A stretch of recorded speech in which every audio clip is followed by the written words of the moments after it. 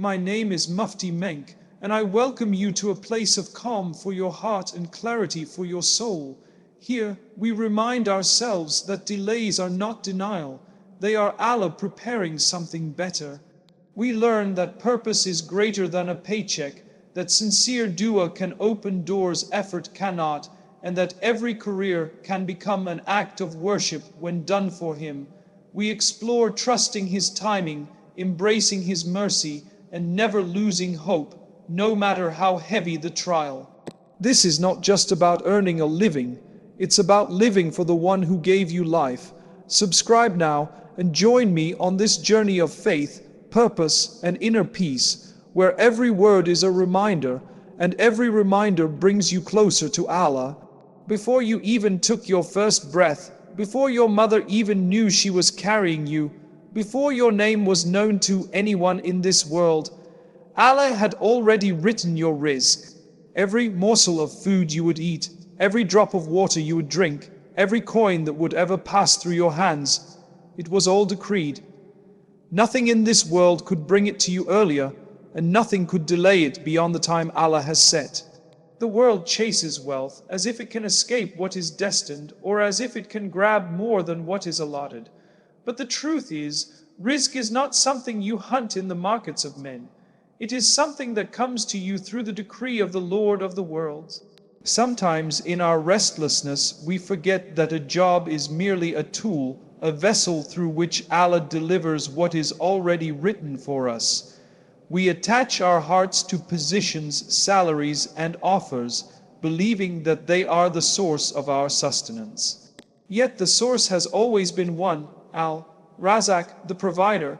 When you truly understand this, you stop worshipping the effort and start worshipping the one who commands the effort to bear fruit. You realize that chasing Him is not just a spiritual path, it is the most secure path to provision. Think about the birds. Every morning they leave their nests hungry, without a single guarantee, and by evening they return full. They don't hoard, they don't panic, they don't fight over tomorrow's bread. They move with trust. This is not recklessness, this is tawakkul. The Prophet said, if you were to rely upon Allah with the reliance He is due, you would be given provision like the birds. They go out hungry in the morning and return full in the evening. This is not a call to abandon effort, but to purify the heart from believing that effort is the source.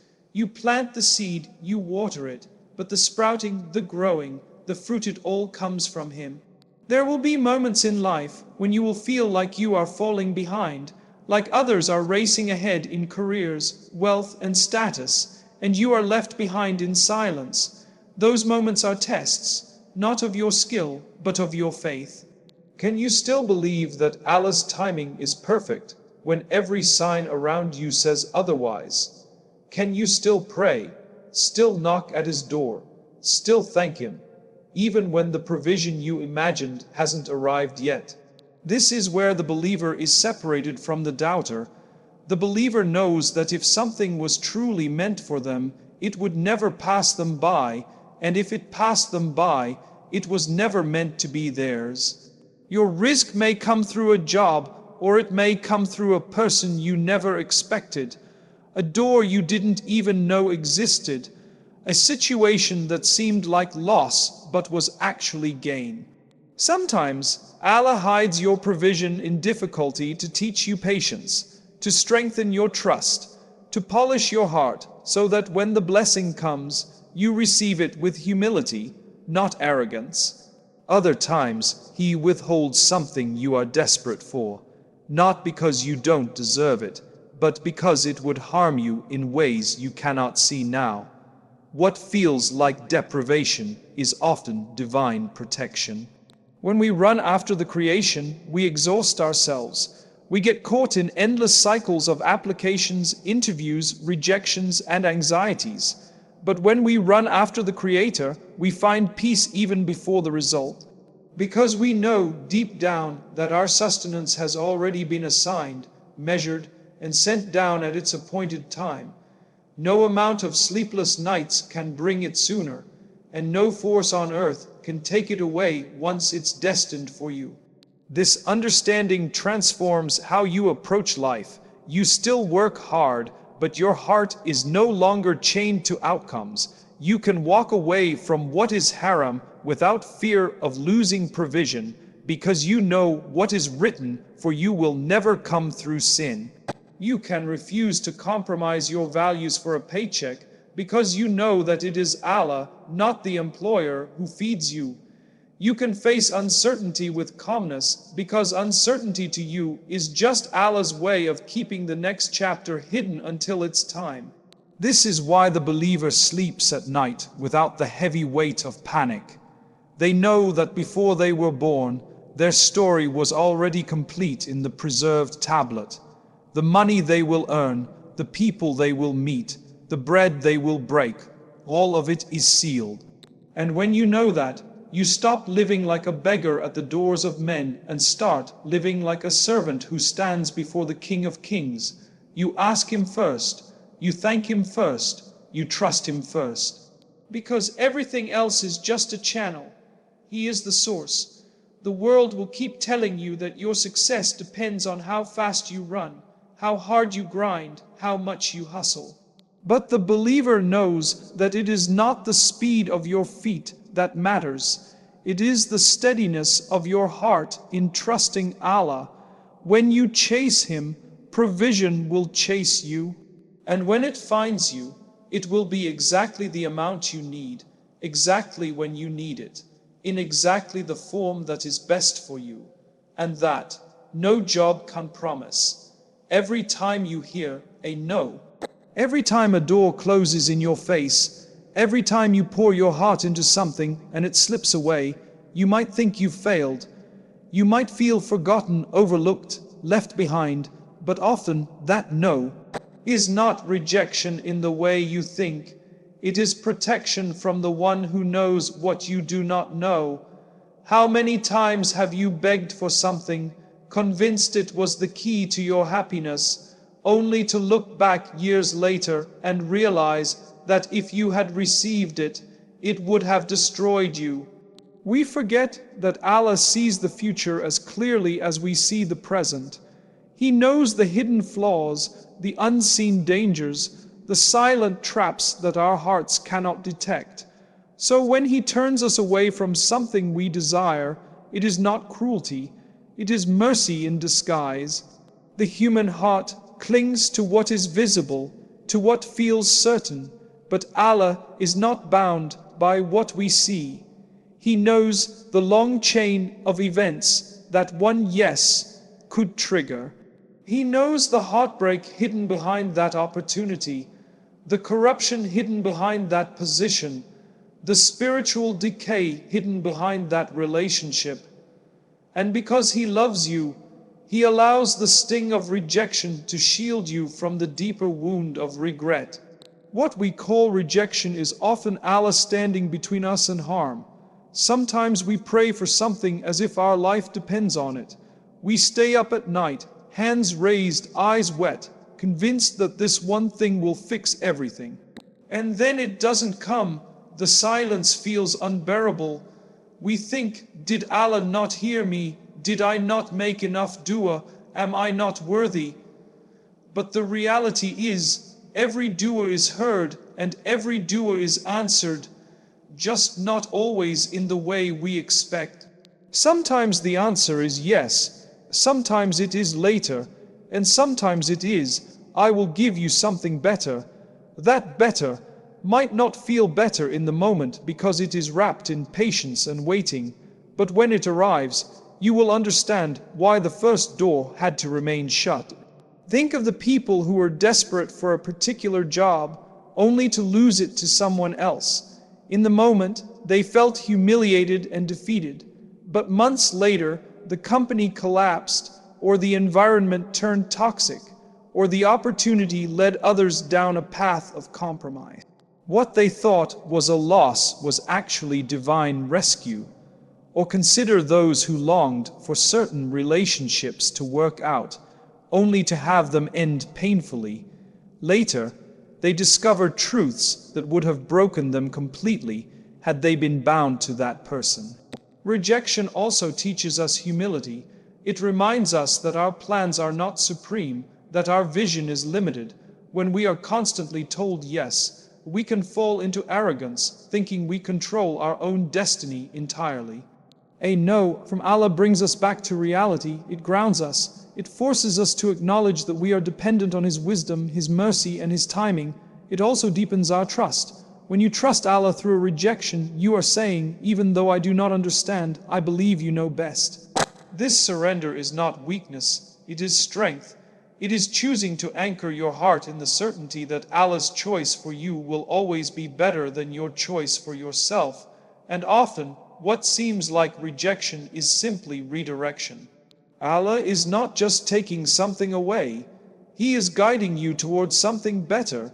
You might not see the path yet. You might feel like you are standing in darkness. But behind the scenes, your Lord is arranging meetings, shaping opportunities, and aligning moments so that when the right door opens, you will be ready to walk through it with gratitude and clarity. We must also remember that what we chase in this world is often tied to our perception of success. But success in Allah's eyes is not measured by titles, wealth, or positions.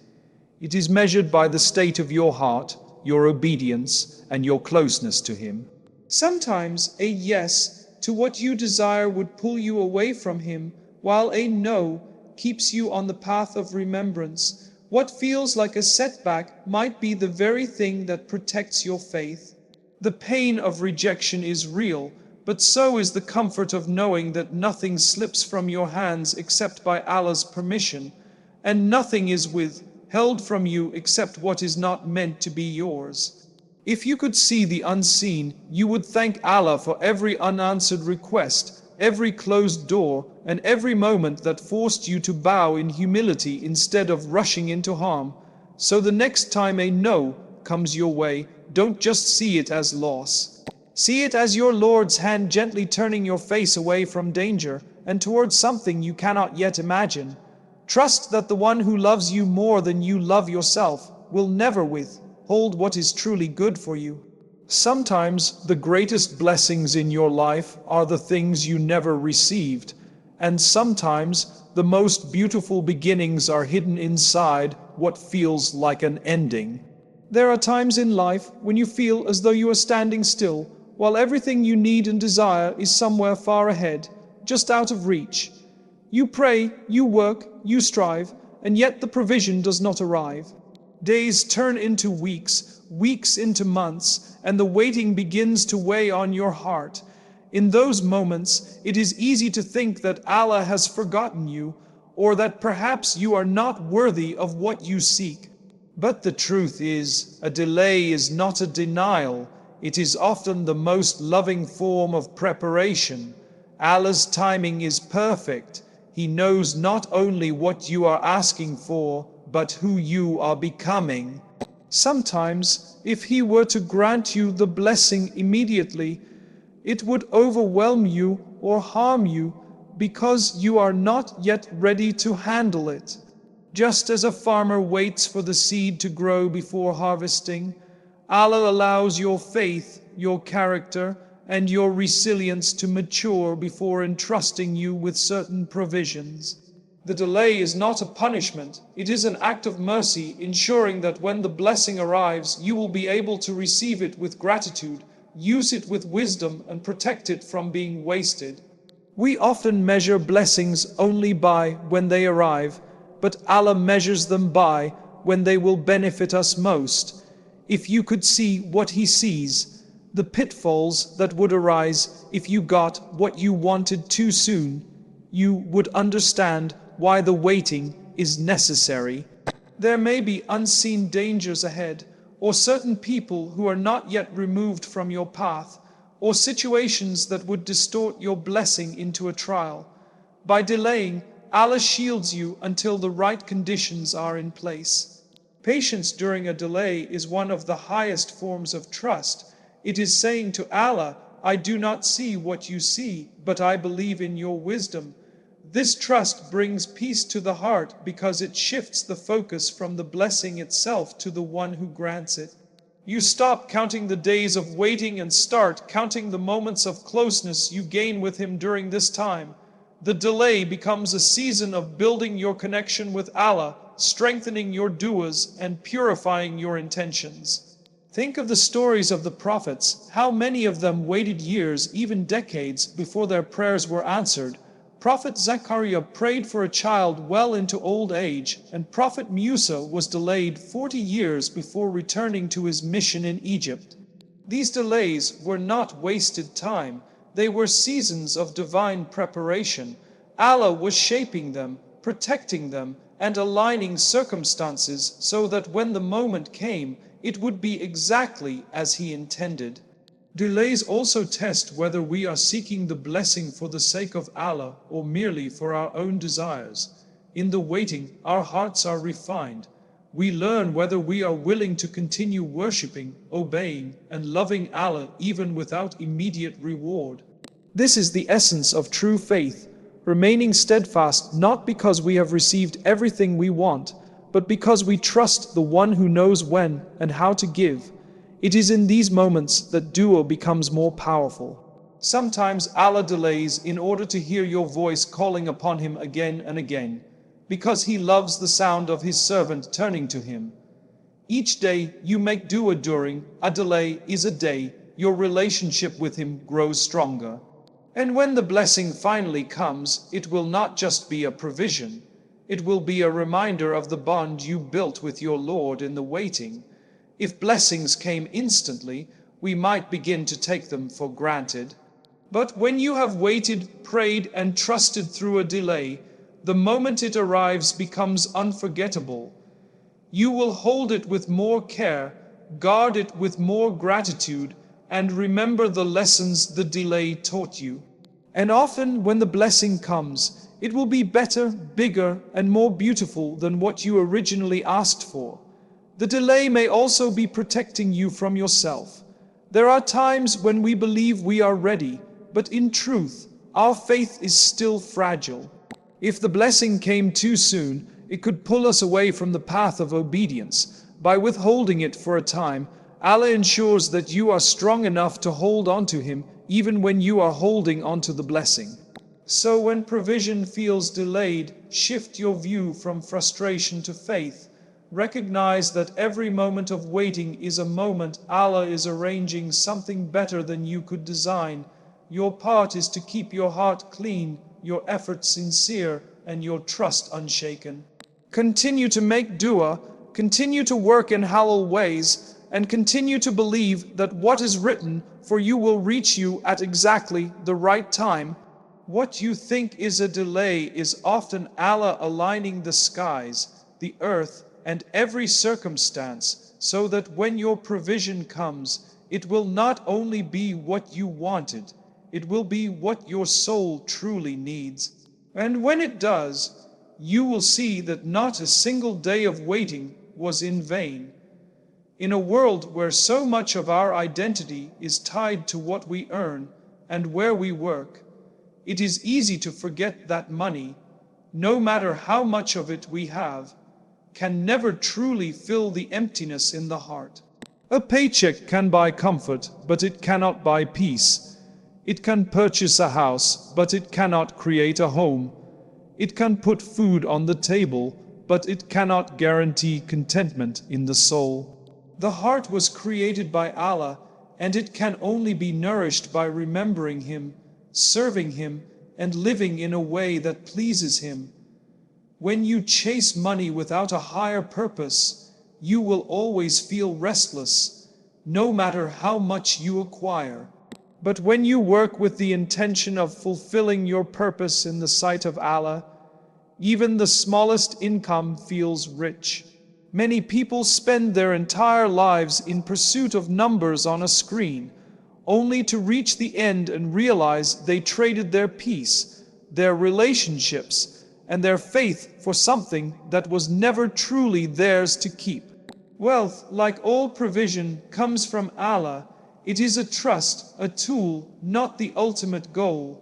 When your life revolves solely around earning more, you risk forgetting why you were created. Allah says in the Quran, and I did not create the jinn and mankind except to worship me. Your work, your earnings, your efforts, they should all feed into this greater purpose. If they take you away from it, then no matter how large the paycheck, you have lost far more than you have gained. Living for a purpose bigger than a salary means asking yourself before every decision, will this bring me closer to Allah or take me further away? It means being willing to walk away from opportunities that would compromise your values, even if they offer more money. It means being content with less if that less comes with integrity, faith, and peace of mind. The true richness, as the Prophet taught us, is not in possessions but in the richness of the soul. This is not a call to abandon work or ambition. Islam encourages us to strive to earn to be productive, but it teaches us to place earning in its rightful place as a means, not the ultimate aim. The danger is when the paycheck becomes the center of your identity and Allah becomes secondary. That is when the heart begins to dry out, no matter how much the bank account grows. When you live for a purpose beyond yourself, your work transforms. It is no longer just about hours traded for money. It becomes a form of worship. The way you conduct yourself with honesty, the way you fulfill your duties, the way you treat others at work, these become acts of obedience to Allah. You can be a teacher, a driver, a doctor, a shopkeeper. Any profession can become a pathway to Allah if your intention is right. And even if the income is modest, the reward in the hereafter will be immeasurable. On the other hand, if you earn millions but your earnings take you away from your prayers, your family, your time with the Quran, and your remembrance of Allah, then you are living for a paycheck, not a purpose. The irony is that chasing wealth without purpose often leads to feeling poorer inside. You work longer hours, miss important moments, and keep running after something that never feels enough. But when you anchor your life in serving Allah, you find contentment in both wealth and in scarcity. You are no longer enslaved to numbers, you are freed by faith. There will be times when choosing purpose over paycheck will not be easy.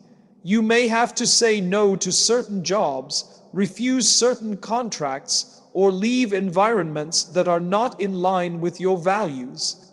People might question your decisions, wondering why you would give up something so financially rewarding. But you will know that you are protecting something far more valuable: your faith, your dignity, your peace in this life, and your safety in the next. Allah reminds us in the Quran, whatever you have will end, but what Allah has is lasting. The money you earn will be spent, the position you hold will eventually be taken by someone else, the possessions you own will decay. But the good you do for the sake of Allah, the moments you live with sincerity, the sacrifices you make for what is right, these will remain with you forever. Purpose gives meaning to effort. Without it, work becomes a burden. With it, work becomes an act of devotion. And the beautiful thing is, when you work for a higher purpose, Allah often blesses your earnings anyway. He places barakah in your time, your wealth, and your life, so that even if you earn less, it benefits you more. This is something no paycheck alone can achieve. So, as you strive in your career, never lose sight of why you strive at all. Let your work be a bridge to the pleasure of Allah, not a barrier.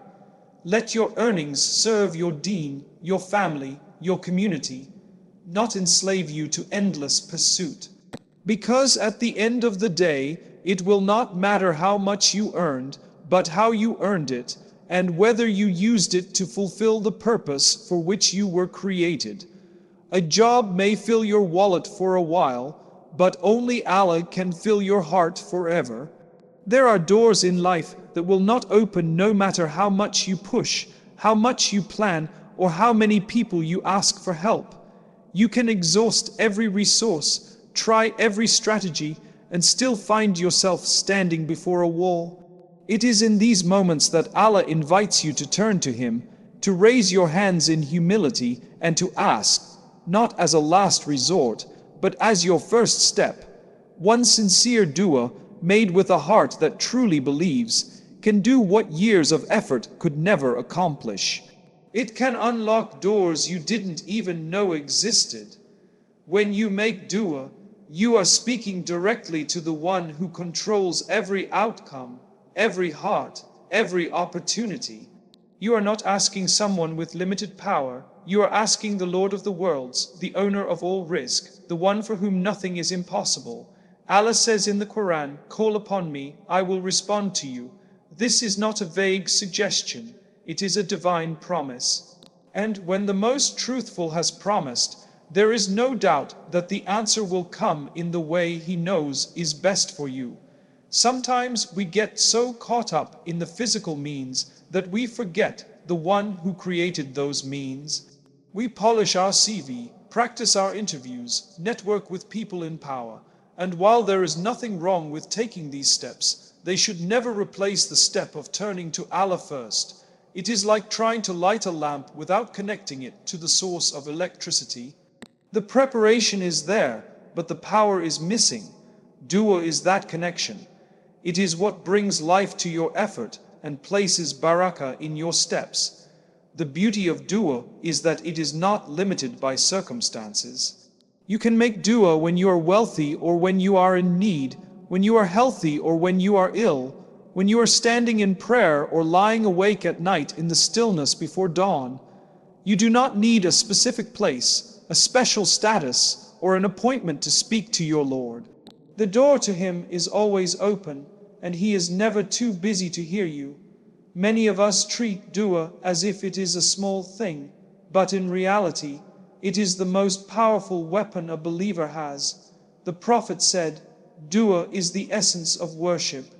When you make dua, you are acknowledging your dependence on Allah, admitting that you cannot succeed without Him. This humility is beloved to Him, and it is often the very reason He grants what you ask for. It is important to remember that dua is not magic. It is a conversation with Allah, and like any conversation, it is strengthened by sincerity, persistence, and trust. Sometimes the answer comes quickly, and sometimes it takes time. But every dua you make is recorded, and not a single word goes unheard. The delay in response is not neglect. It is either because Allah is preparing something better for you, or because He wishes to draw you closer to Him through continued calling. There are countless stories of people who have seen doors open through dua in ways they could never have planned. Someone searching for work for months suddenly receives an unexpected offer. A person struggling with illness finds healing in a way doctors could not explain. A heart closed off by resentment softens without warning. These are not coincidences.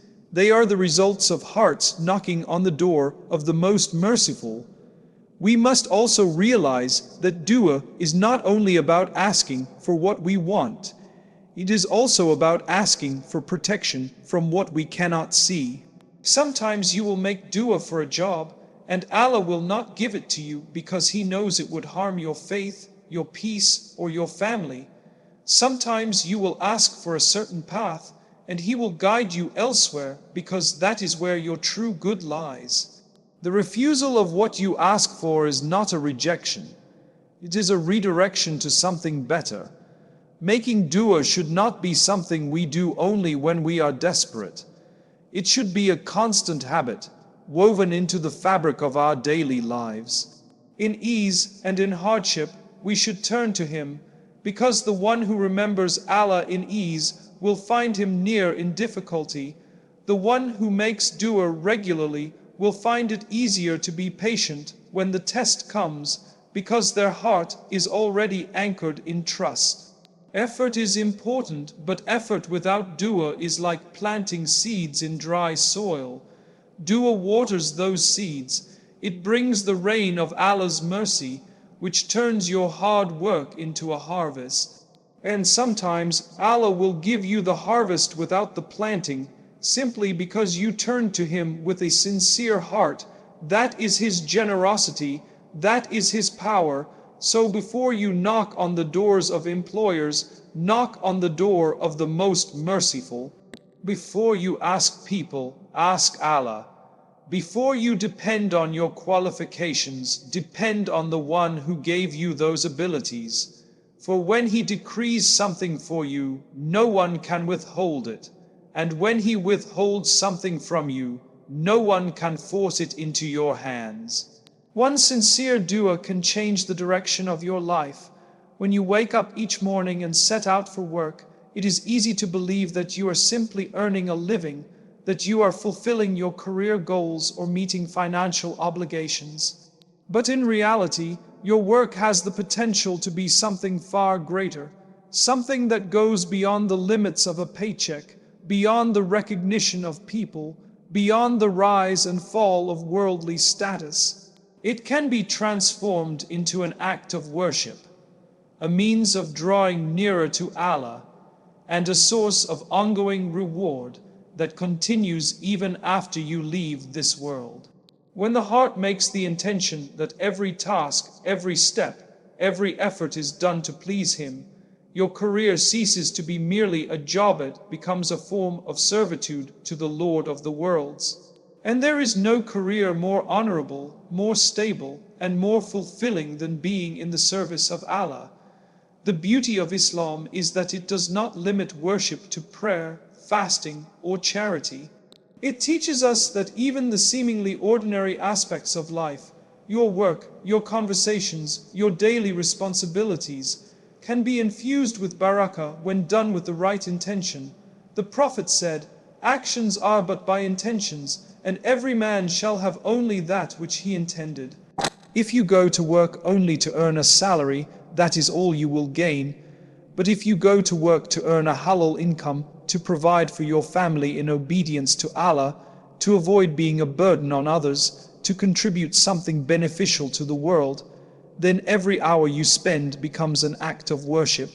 You are rewarded not just for the result, but for every moment you strive with sincerity. This changes everything. It means your job is no longer just about climbing a corporate ladder, chasing promotions, or outshining others. It becomes a place where your character is tested, where patience is refined, where honesty is upheld even when it costs you, where humility is practiced even when you achieve success.